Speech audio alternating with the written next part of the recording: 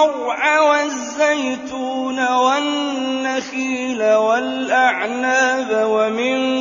كُلِّ الثَّمَرَاتِ ۗ إِنَّ فِي ذَٰلِكَ لَآيَةً لِّقَوْمٍ يَتَفَكَّرُونَ وَسَخَّرَ لَكُمُ اللَّيْلَ وَالنَّهَارَ وَالشَّمْسَ وَالْقَمَرَ وَالنُّجُومُ مُسَخَّرَاتٌ بِأَمْرِهِ ۗ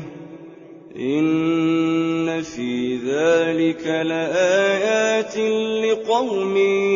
يَعْقِلُونَ وَمَا ذَرَأَ لَكُمْ فِي الْأَرْضِ مُخْتَلِفًا أَلْوَانُهُ ۗ إِنَّ فِي ذَٰلِكَ لَآيَةً لِّقَوْمٍ يَذَّكَّرُونَ وَهُوَ الَّذِي سَخَّرَ الْبَحْرَ لِتَأْكُلُوا مِنْهُ لَحْمًا طَرِيًّا وَتَسْتَخْرِجُوا مِنْهُ حِلْيَةً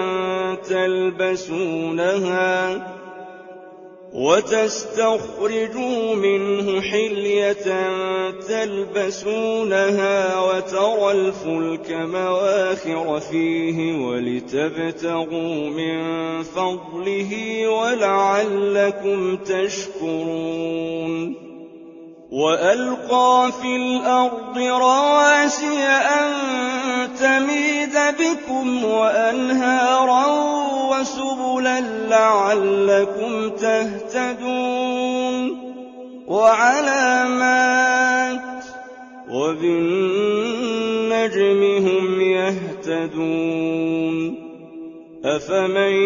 يَخْلُقُ كَمَن لَّا يَخْلُقُ ۗ أَفَلَا تَذَكَّرُونَ